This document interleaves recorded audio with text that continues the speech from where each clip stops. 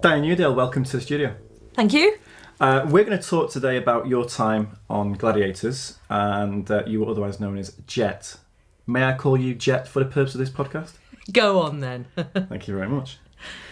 The first question is, I know you've been asked this question quite a lot, so I think let's just have it for the record. What were your 3 top events on the show? 3 top events. I know my top 2. I'll have to think about the third. The first definitely was Hang Tough. Then The Wall. And I think the third, just for enjoyment value, I wasn't particularly good at it, was Powerball, because it was the only one in the original show, Gladiator shows, that were team-based events as such. Okay.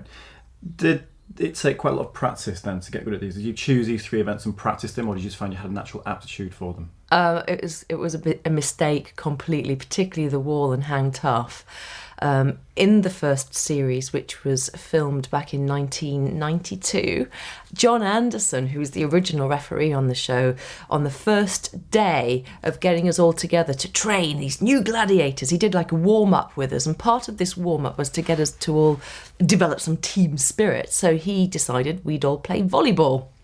And there we all are, all new, don't know each other, put into our relative teams, and literally on the first time I'm to lunge forwards and volley the ball as it came to me, the very first time I popped over on one of my ankles. My ankles are a little bit unstable. I damaged them quite badly as a gymnast as a child, and unfortunately that meant within the first 2 to 3 days of being a gladiator training, before we'd even filmed one slide of the show, I couldn't walk properly. And what was really bizarre was when it came to training on something like Hang Tough, so I'm hopping and limping around, I couldn't grip properly on the rings, so I couldn't walk, I couldn't hang, and I suddenly thought, I'm going to be so useless at this. Even though I was really good at the tryouts, the casting, the audition, I thought, I just can't do anything. But I persevered with a Hang Tough grip, and I practiced The Wall a lot, because throughout the first series I couldn't weight bear very easily. So Hang Tough and The Wall became probably the best events for me for 2 reasons. One, I was an ex-gymnast and my upper body strength and dexterity was still pretty good. And secondly, I damaged my lower body, so really all I could do was kind of hang and climb and enjoyed it immensely. And I think over the period of about 4 years on the show, I had a very, very high win rate. I can probably remember on one hand the amount of times I would have ever lost. So quite a valuable listener for the listeners. Opportunities come in perceived misfortune. Absolutely. Interesting. Now you mentioned the date there of 92, which seems like forever ago. I think it's quite safe to say you made a big impact on the show in your time on the show. But what years were you on the show for? 92 to 96. I didn't actually go out on the 96 because that was the year that I had my accident at the live event. So this was, am I right in thinking, your reason for leaving the show? It was. In the Easter of 1996, it was in April, we every year were taken to Wembley Arena and we did the Gladiator show as live. And every show that we filmed would take about 6 to 7 hours to film it and put it in the can as such. But on the live events, it would be a 3-hour live show. And what that would be was we would actually literally try out the future contenders to see if they'd be any good for being on camera as well. And it was the live event, April 1996. I was on the pyramid. I must admit I was a bit burnt out. I'd stopped sort of taking holidays and looking after my work-life balance very well. And the rest is history. I took a very, very bad fall with a contender and woke in an ambulance and spent some time in hospital, and it was basically my neck. I was very lucky. So you spent a period of time out of action. Yes, and I did. Not obviously exercising at all. How did that affect you physically and mentally? Gosh, changed my life really, because one thing it taught me was that no matter how famous you are or how much money you may have in your bank account, You cannot physically go to a cash teller and buy, mental well-being. I'll have one of those fitness things. I'll have that thing that says mobility for the rest of your life. You can't tangibly buy it. You have to take care of it with what it is that you have. And I was 26 and I'd had a fantastic time on Gladiators, and I just thought, this show does come with risks. It's kind of part of the thrill of the show, but not my neck and not my future possibly in a wheelchair. Of course, you adapt to these things, but it was a near miss for me, and it was a big lesson, and it actually made me do what we call re-evaluate, and suddenly my values in life started to change a little bit beyond that point. Okay, now, how did it feel to know you made such a big impact? I mean, the viewings, and don't hold back on modesty. It's not for me to say, is it? Don't hold back on modesty for this one, please, because we all want to know what it's like for a show that was drawing in anything up to 11 million viewers on a Saturday night, primetime TV, yes. And you're there, 2 bits of lycra, running around in front of those viewers, and a huge audience, live audience as well, no doubt. How did it feel to make such an impact on people's lives? Because I know that people have sometimes referred back and said that you inspired them to get active and inspired them to get fit and take the journey of health and wellness and fitness. How did that feel?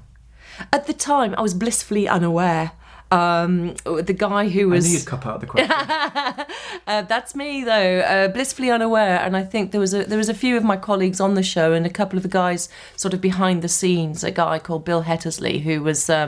the guy who looked after us, because we did things like PAs, personal appearances, it's how we earned extra income, because in those days you got paid for the show but no repeat fees, which had happened previously in television. So it was kind of run with the ball while you've got it, make the most of it while you've got it. And Bill Hettersley, who was kind of like our agent at LWT, I walked into his little office one day and he said, you don't know what you've got, do you? I said, what do you mean? He said, if we could bottle what it is you have and sell it, we'd all be very, very well off. I'm like, what are you on about? But looking back, I can see that there are figures in the public eye who can be inspirational for whatever reason.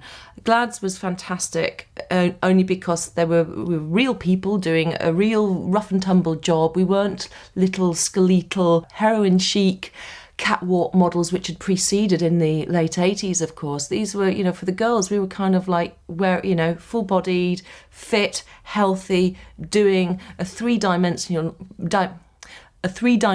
job rather than just sort of posing and cooing towards a camera and being something that was a little, probably I'd say more vacuous. We were very full on, and I was very proud to be part of that. I'm very proud to model back to young women at the time that you didn't have to be skeletal and very, very thin to be accepted or to be seen as being beautiful. Well, that's a very powerful and inspirational message to send out. Coming back to your injury, I'm assuming that you are now back to full health. I am back to full health now. It didn't take too long. I was bruised and T7, one of my vertebrae, is a suspected fracture, and I've still got a bad neck, unfortunately. It doesn't work to its best ability. But the biggest thing it taught me was to kind of, as I said before, re-evaluate. I think within a period of about 4 or 5 weeks of starting to be active again, I set myself a challenge because it had knocked my confidence quite badly in terms of being fearful around things. And I'd been told by one of the physios, actually on Gladiators, that he said, you find with a spinal injury, your ability to do certain things that you took for granted will be affected psychologically. And I thought, what does he mean by that? He said things like being up a height and what have you, taking risks. Your body's more kind of probably switched on to wanting to protect you from taking any more silly risks. And so I thought, well, one thing I've always wanted to do, and I did it, was to learn to ride a motorbike. And that was a way of conquering my fear of sort of taking any risks. There was balance involved. It kept my mind focused because I was thinking, well, what am I going to do? I'm leaving primetime Saturday night TV. What am I going to do with my life? Am I going to stay in TV? Will I be allowed to stay in TV because I'm not Jet anymore? Lots of big questions and sort of the personal challenge to do my CBT, my basic motorcycle training, was a nice kind of distraction really, and a way of me kind of getting some confidence back and redirecting myself. So, do you want to talk the listeners through what your current regime is on? Current regime? Gosh, wind on. Ongoing nearly 20 years. I can't believe that. It will be going on to about 17, 18 years since GLADS first started. I've been really fortunate because even throughout my Gladiator period, I had a background in health and fitness and teaching.